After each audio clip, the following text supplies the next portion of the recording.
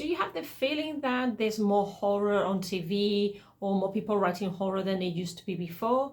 Do you think that horror is something we can all access to? Is it something that everybody understands the same way? Do you think that the Gothic has got anything to do with it? To answer these questions and a lot more, I have created together with my friend Tugce Kutlu a video podcast divided in 4 parts where we talk about all these questions and a lot more. In our space, Road to Self-Recognition, this 4-part video podcast is called The Shadowy Truth Behind Modern Horror and Gothic Trends. This is Alice, you are in Gothic Land, and if you want to know more, you're very welcome to watch this 4-part series where you're going to have also some surprises. See you there.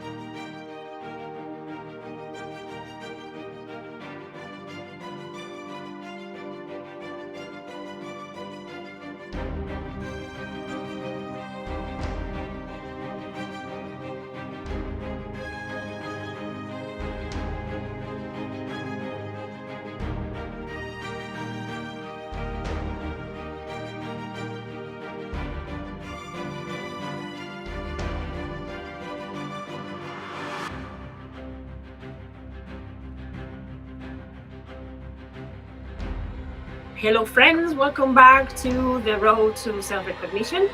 We are having a lovely chat with our friend Tugce Kutlu, the person I introduced before in part 1. This is part 2 of a series of video podcasts that we're doing around our lovely, beloved theme of horror and the Gothic. Excuse me about that. And we're talking about the shadowy truth about the horror and the Gothic and everything that goes in between. And the second question I was going to ask you is the following. Let me see if I can share it with successfully. You can do it. I believe in you. I can do it. Yes, I can. Second question. What are your main struggles when teaching horror and the Gothic to your students these days? Yeah, actually, this is also a great question, and it is a struggle, to be honest, to be teaching horror, because the main struggle that I face is that most of the young people do not watch horror. Like, really? They do not. Yeah, they think it's too violent, and they think it's like too bloody. So you can't, I mean, obviously we are at a university, you can't show a lot of violent material, and we have to basically kind of find pieces where it's not violent, but it's still horror.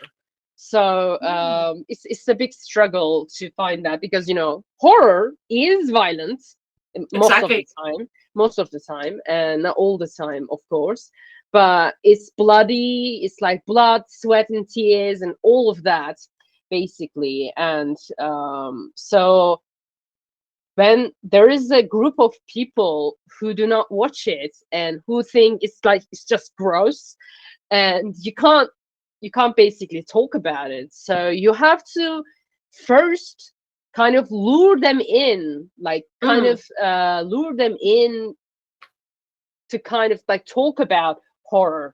So we start by, like small things, like starting from the beginning of the cinema, like Georges Méliès or all that. And we start showing like clips from old movies. And then we like, come closer to our day and age. And so Mm. they're kind of like adapting. They're adapting to the kind of horror that has been going on in the world for quite a long time. So we are giving them space to kind of like watch and kind of talk about it and think about it. And another struggle is that a lot of people, students are included, they don't take horror seriously, and Right. they think it's like the lowest of all genres. And basically it's not, it's just something that abnormal people watch. And Mm. yeah, but i think I think it's changing. I think it's changing because there are now more horror scholars, and also there are books about horror films. There Yes. are documentaries about horror films, and like really serious documentaries. And then we see a lot of mainstream interest in horror. I mean, look at the success that Wednesday, the TV show, had. Like, it's horror. It's horror, mystery, thriller. So Mm-hmm. basically, Wednesday did awesome in for Netflix, and second season Yeah. is coming. So I think that it is changing, and the new generation is kind of uh, they're into horror, but they are into inventive horror. They Mm. just like this suspense and mystery of it all, just trying to solve a puzzle and all that. And this is what horror is about. I mean, it's always about puzzles. You're Yeah. always trying to find out who the killer is, or you're always trying to find out who is going to be the final girl, or final boy. I don't know who is going Yeah. to like survive this film, basically. And so it's good to see that TV shows like Wednesday are gaining a lot of popularity among the new generation, Gen Z. And Mm-hmm. not just Gen Z, actually, like older generations are also interested in these new productions. And so it's really good to see. But as a teacher, horror and gothic are very interrelated, and they're interrelated like this. Mm-hmm. So when you're talking about horror, I always start at the beginning.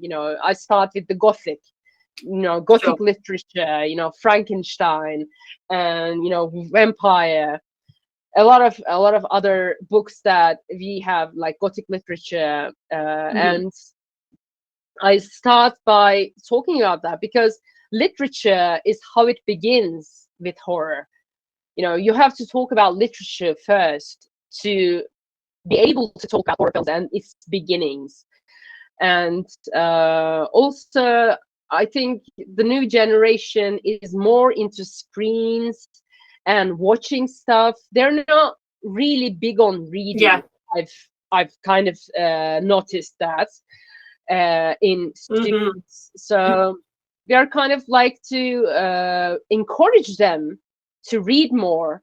And what's not to like about the gothic? It's Yeah. mysterious, it's thrilling, it's exciting, it's all the things that you want in a book, in a novel. So we're kind of encouraging students to read more gothic novels because they are pretty exciting to read. And so Mm-hmm. I think the one of the main struggles, I would say, that they new students, the students of the new generation, they don't read a lot, and that's a big problem, I think, Yeah. universally, not just in Turkey, but universally. I think not reading is a big problem, but it's also about the cost of books now, Sure. because Yeah, economically, the world is basically going down the drain. Yeah, So it's kind of hard to tell people to buy more books when they sure. don't have, when they have to think about, buying Great. food, or, paying rent. Yeah, And yeah, so I always encourage them to go to libraries. They're always of free. course, of course. Yeah. Yeah, you're making me think as well that this same generation is the one that buys a lot Hmm. of coins online to play video games. Yeah, true. So they're spending a lot of money elsewhere. And Exactly true. there are options, like you said, the library, but also Kindle is a version, is an option, and it's Yeah. a lot cheaper.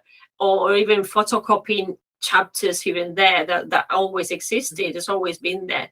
But do you think that maybe the fact that there are a few questions here? Is it something that you think it's in your country, or have you seen that when you were in seminars in other places, or when you're talking to other friends?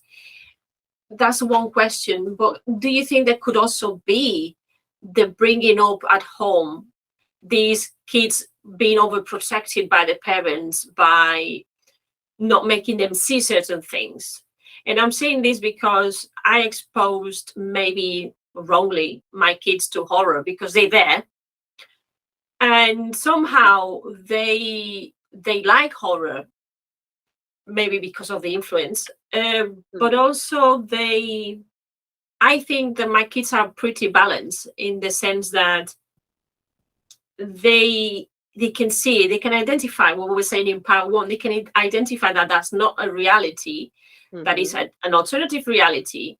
My eldest son doesn't really like reading the things that he's been given in the school. He likes reading Five Nights at Freddy's.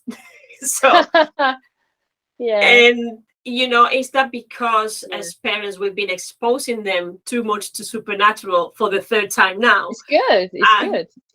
so, and but they also watch other things, and yes, and they are screen consumers, and these kids are 12 and 8, so probably the people you teach are older, but they Mm. are the first ones who were influenced by screens, and maybe by parents trying to not expose them to certain things because maybe it was going to harm them, when the world out there is full of horrors, we Mhm. said in part one. Do you think that's got to do with that? For example, is that the case in Turkey? Could it be this is the bringing up of the kids and taboo topics? Could it be, because sometimes we think that all countries work the same way as ours, and maybe it's Mhm. just a cultural aspect. I don't know. What is your, Maybe. when you talk to others? Yeah. Actually, like when I was doing my MA at UCL, it Mhm. was a culturally very divergent group of people we Right. were. And there were people coming from China and Hmm. Thailand and Russia, Indonesia, and France, Poland. Like my friends Fantastic. are from all over the world. So we had a lot of time to talk about Oh dear, you was froze. Okay, start I again because first you froze. Okay, so yeah, you had friends from all over the world. yeah I have friends from all over the world in the master's degree. So we had a lot of time to talk about and think about horror. Hmm. One of our classes was called Evil and Innocence, and Mm. it was about horror films. It was taught by my sweet supervisor, Suzanne Code, whose book, Little Horrors, is greatly advised by me because it's a great book. Little Horrors is a great book. And so we during this class we talked a lot about horror films and philosophy, like what's going on and how it's going to be, like what's going on with the horror genre. And so basically there I realized that um, there are culturally some barriers in some countries because, for example, my friends from Thailand or Indonesia, which are big horror countries, actually, they Yeah. produce a lot of horror films. So they were more open to talk about horror films, and that was great because they have Yeah. great films. They have great horror films. And then I looked at my country, and I realized that it's kind of a taboo subject in Mm. Turkey. Like to talk, Mm. we also produce a lot of horror films about jinns and generally religious horror. We Yeah. are producing religious horror, so I realized that we are it's kind of taboo maybe to talk about horror that much, but I think it's changing. As I said before, it's changing because now there's a lot of interest in horror TV shows and horror films and franchises. So it has to change. I mean, it's changing universally, but it has to Yeah. change as well. But also, it's thinking about the parents. Of course, parents are trying to shelter their children from maturing too early by Yeah. watching something so violent and full of death and grief, and they don't want us to know what death is so early on. But Mm. I think I watched Child's Play when I was like 5 or 6 or Mhm. something, and it was the first horror film that I watched, and thank God I watched it because I am obsessed. I was obsessed. I loved it. I mean, I was scared, of course, but then I kind of like cultivated this appetite for more horror too, because it was fun, it was exciting, and it also shows you the world can be a bad place, and it's really good to see that. I mean, your parents can tell you that the world can be a bad place, but the horror film shows you how dangerous world can actually be. So Yeah. it's a really good learning place, I Sure. think, as well. Yeah. Yeah, no, it's interesting because I think that you probably now that you are on the second year, you're going to see that maybe the strategies that you used in your first course to teach horror, maybe some things you can keep and some things you might have to start introducing other things Yeah. precisely because of how people arrive to the classes and what ideas they have. And I don't know if it happens there with you and at the ages that you're teaching, but for example, I had a subscriber from my channel who commented on one of my videos, and it was kind of, I was sad for him and it was kind of worrying. I don't know if this person now is maybe my age, so we're talking about a few generations back, but Hmm. still this might still remain and it might still happen in my country, in Spain. I don't know to what Hmm. extent, but he was saying something like when he was little he had this fascination for horror, and his mom, aunties, and all the family members were like, it's like a curse. You can't be watching that. You're going to go to hell. Really pretty much like Inquisition times, which is typical Spanish, old fashioned way, very, very back in time. But he told me Hmm. this 2 weeks ago when I was little. This is what I was told. And now that I found this channel and you talk about this from this psychological point of view and more academic, Hmm. it's like, oh, I found myself again. And that was beautiful. But at the same time, Yeah. so worrying that there might still be the perception of horror in those lines.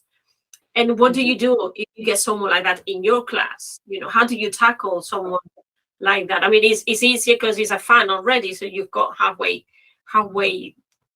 through, you're halfway there. But how do you clean?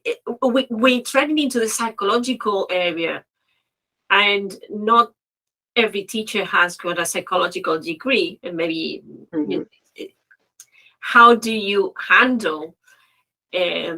the information when you know that you might be treading on eggshells? You know what I mean? Exactly. So, yeah, I mean, when you're talking about horror, you're always treading on eggshells, to be honest, because not everyone loves horror and not everyone tolerates horror. And so you have to basically build a safe space for people who are not comfortable watching these kinds of things.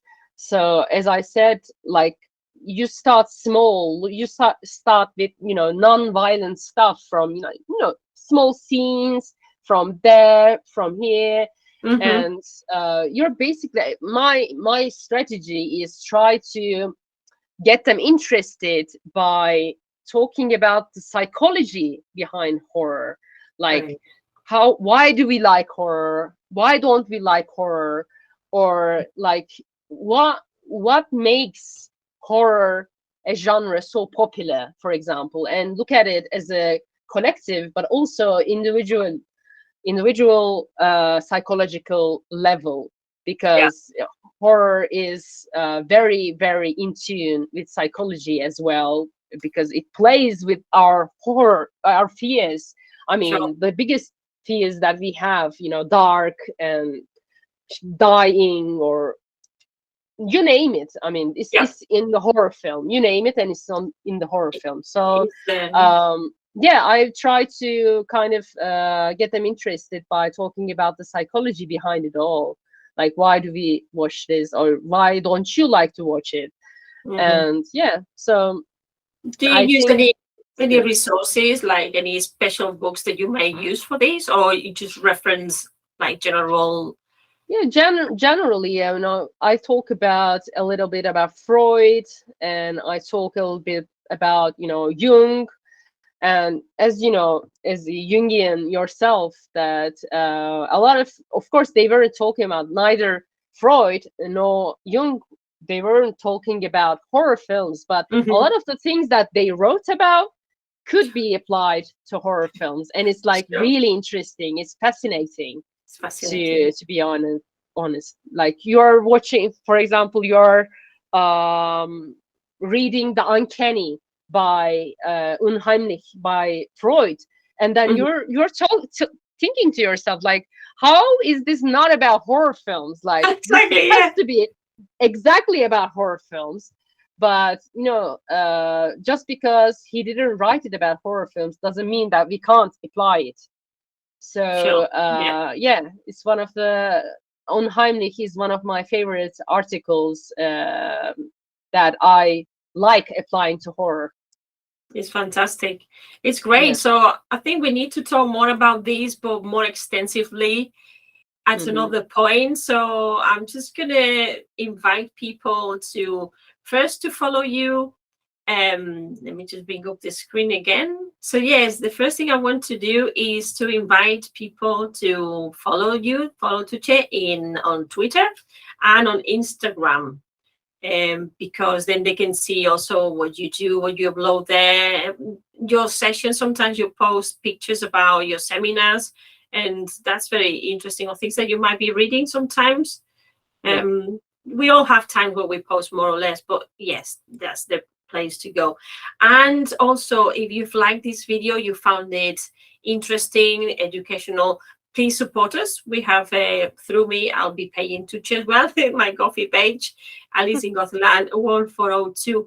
And the super important thing that we want to tell everybody, which is what we're going to be preparing next in the next few months for the summer. We're talking about doing this in the summer, but we'll see how it goes depending on the interest as well. And this is what we have next. Coming soon, the shadowy truth behind modern horror and Gothic trends. Obviously, as Tugce was saying, the Gothic has to be there at the start because it's the starting point. And this is for everybody who might be interested in episode 1, episode 2, inside this part 8. Episode 8 has got these different parts. And we've been talking about this before. You know, it'd be very interesting to be able to expand and extend what we're talking about here. And the seminar is going to be about everything you need to know about horror and the Gothic, as Tugce was saying, to go back at the start, a little bit of what the consumption of horror, but we're going to be extending more into what that means and what are the modern things that the new products that we see in Netflix, mainly because Netflix seems to be quite obsessed about horror. But we can learn about the shadows and the fears, as Tugce was saying as well, for Freud, referring to Freud and Jung, and what does it look like nowadays? Because what we want to teach you is how to make the most of it, learn from it. Don't be afraid, don't be scared. This is us, the horror mentors, and this is what you'll find at the bottom. So to join the waiting list, and then once you sign up, we'll keep you informed with what's going to come next. So thank you very much for this second part. That was amazing again, because it's fantastic to also have like this view on how you do, the struggles that you may find in the classes. Because obviously we are so much in our own head sometimes that we don't think we're getting these people that they come with their own problems, with their own points of view, and you are there dealing with all those. And I'm sure you do that fantastically. With what you just said before, I would like to be a fly in one of your classes. Definitely. I would love that. I would love that. A little fly there, or you just have a question, miss. Right. So thank you very much. It will be nice. Yeah. So thank you very much. And we're going to move on to part 3. And if you don't want to move on to part 3, we hope that you've enjoyed part 2. So see you very soon. See you in the next part. Yeah, see you. Bye.